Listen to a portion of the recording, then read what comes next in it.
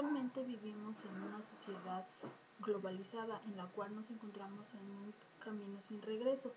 Esta sociedad se ha ido clasificando desde el periodo histórico, la cual la ha clasificado desde la sociedad de la información, sociedad de la comunicación, entre otras, pero en este apartado daremos paso a lo que es la ciencia, desde los aportes de Mario Bohm, desde el paradigma clásico, hasta los aportes de Mario Morin de su paradigma de la complejidad. Posteriormente seguimos con lo que es el paradigma clásico. Dentro del paradigma clásico encontramos a Mario Bohm. Mario Bohm nos da una concepción acerca de lo que es la ciencia, quien dice que la ciencia como actividad y como investigación pertenece a la vida social. Esto nos da un mejoramiento a lo que es lo natural y lo artificial, donde la ciencia se viene convirtiendo en lo que es tecnología. Este paradigma clásico surge en el siglo XVII, en Florencia, después de una época de feudalismo. Dentro de este paradigma encontramos varios puntos importantes, el cual se da la ruptura sobre la escolástica, la razón sobre la fe y una visión del universo. Esta visión del universo se da dentro de una cadena de causas y efectos. A partir de las bases que se fundamentaron en el siglo XVII, la filosofía de la ciencia que se desarrolló durante los siglos XVIII y XIX consistió tanto en los análisis de los fundamentos y métodos matemáticos como el desarrollo y el perfeccionamiento del método experimental. Este proceso, que fundamenta las bases epistemológicas del empirismo, dio paso a la segunda mitad del siglo XIX, al positivismo de Augusto Comte. El positivismo de Augusto Comte desarrolla la filosofía positivista, así como la generalidad de sus planteamientos. El postulado central de esta corriente positivista consiste básicamente en considerar ya sea válido aquel que podamos establecer con base en la experiencia. De esta manera comprende o delimita el conocimiento científico de otros saberes.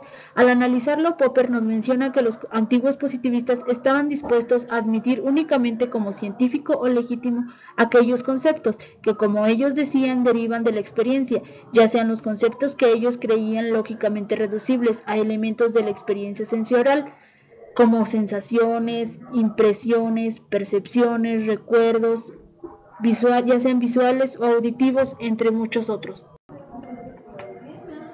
El Círculo de Viena es la primera escuela del mundo de la epistemología y la teoría de la ciencia, en la cual fue creada en 1922 por Mordred Street. El proyecto más destacado del Círculo de Viena consistió en elaborar la Enciclopedia para la Ciencia Unificada.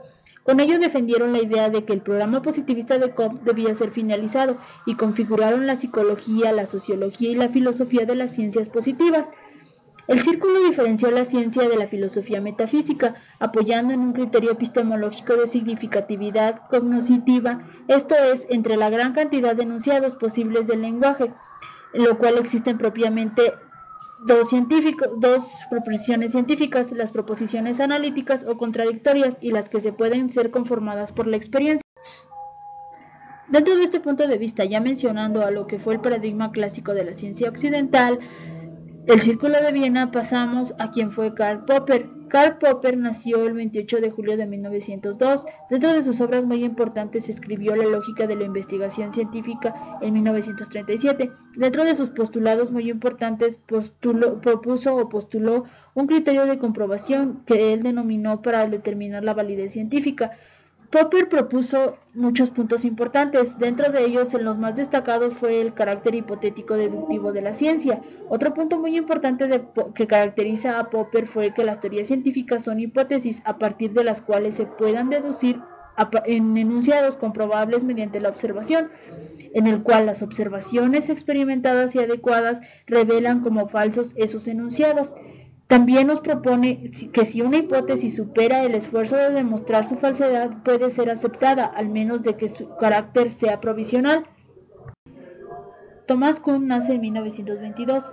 Fue uno de los discípulos de la ciencia más influyentes del siglo XX, en razón que su postura da un enfoque novedoso para comprender la ciencia. Este autor analiza en su obra epistemológica el proceso histórico del cambio de las teorías científicas, con una visión diferente y crítica a lo que tenía de los positivistas y neopositivistas. También difiere las posturas de Popper y Lakatos. Kuhn, al analizar la historia de la ciencia, encontró que a lo largo del desarrollo de las diferentes disciplinas científicas ha habido una serie de ciclos históricos. Esquemáticamente, la forma de cómo ha ido avanzando la ciencia podría resumirse de la siguiente manera: presciencia, ciencia normal, crisis de revolución, ciencia revolucionaria, nueva ciencia, nueva crisis, y así seguiría sucesivamente el proceso. Feyerabend nació en Viena en 1924. Él postuló su obra Contra el método, escrita en 1975. Este autor es una figura central del relativismo epistemológico radical que profundiza en el análisis histórico de la ciencia, si bien llega a la conclusión de que ninguno de los modelos de la ciencia propuestos es compatible contra el análisis. Además plantea que la complejidad de las condiciones para que haya el cambio científico resulta muy difícil establecer la validez universal de cualquier tipo de regla, método o principio. Toulmin nació en 1922, es un importante epistemólogo contemporáneo que ha escrito gran cantidad de libros con interesantes planteamientos teóricos que pueden generar y ser la base de creativos procesos de investigación. Toulmin parte del supuesto de que la evolución de los conceptos es similar a la de las especies y estima de que los modelos poblacionales orgánicos y conceptuales son casos particulares de un único patrón de desarrollo por innovación y selección.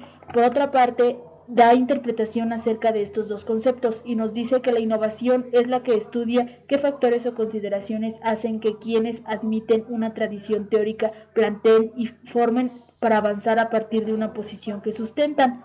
Por otro lado, la selección, en la cual estudia qué factores o consideraciones hacen que los sustentadores de una posición y tradición científica acepten algunas de estas innovaciones, específicamente sobre otras, de tal forma que modifican la tradición conceptual colectiva.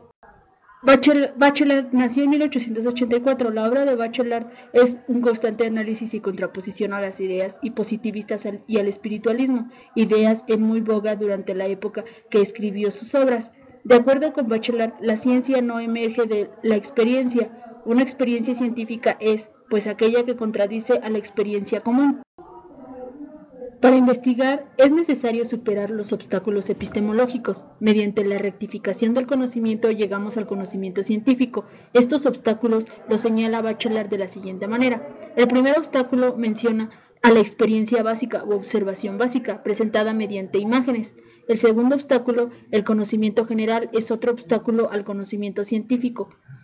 El tercero es otro impedimento al pensamiento científico, es el obstáculo verbal en el que una sola imagen, hasta una sola palabra, constituye toda explicación. El cuarto es el conocimiento unitario y pragmático, como obstáculo para el conocimiento. Edgar Morin es un científico contemporáneo que nació en París en 1921. Es un riguroso y creativo pensador que ha desarrollado una inmensa obra científica en la que ha integrado una gran cantidad de campos de conocimiento y disciplinas diferentes. Morin plantea que es necesario recurrir al pensamiento complejo. En una primera aproximación entiende lo siguiente. A primera vista, la complejidad es un tejido de constituyentes heterogéneos inesperablemente asociados. Aparte de todo, Morin considera que hay tres principios que pueden ayudar a pensar en la complejidad. El primer principio es el dialógico. Este facilita considerar la dualidad del seno de la unidad, esto es, integrar y asociar dos términos a la vez complementarios y antagónicos. El segundo término es la recursividad organizacional. Morin lo explica con el ejemplo del remolino, o sea, en cada momento de proceso del remolino es producido y al mismo tiempo productor. El tercer principio es el hologramático, o sea, así como la parte está en todo, el todo está en la parte. Pierre Bourdieu, pensador y científico contemporáneo, nació el 1 de agosto de 1930. En general, Bourdieu es reconocido por sus planteamientos teóricos y sus investigaciones empíricas, tanto en el ámbito de la sociología como en el de la antropología. Trabajó los problemas de los procesos de consumo social y elaboró sus planteamientos con autores que generaron teorías totalmente opuestas, como Durkheim, Weber, Marx. Con influencia de su obra, del estructuralismo, el marxismo y el psicoanálisis, además de diferentes corrientes de simbolismo, emprendió en el campo de la sociología y la antropología una corriente de pensamiento original y en constante desarrollo. Dicho autor se orientó en una construcción científica que supera el metodologismo y el teoricismo por medio de un pensamiento racional que permite al científico social integrar los planteamientos epistemológicos y teóricos de estos autoanálisis. En su trabajo práctico de investigación, su teoría se apoya en dos conceptos centrales, el campus y el habitus. Dentro del campus están constituidos por elementos, por un lado la existencia del capital común, el capital económico y el capital simbólico, y por el lado del habitus se encuentra la medición entre lo social y lo individual.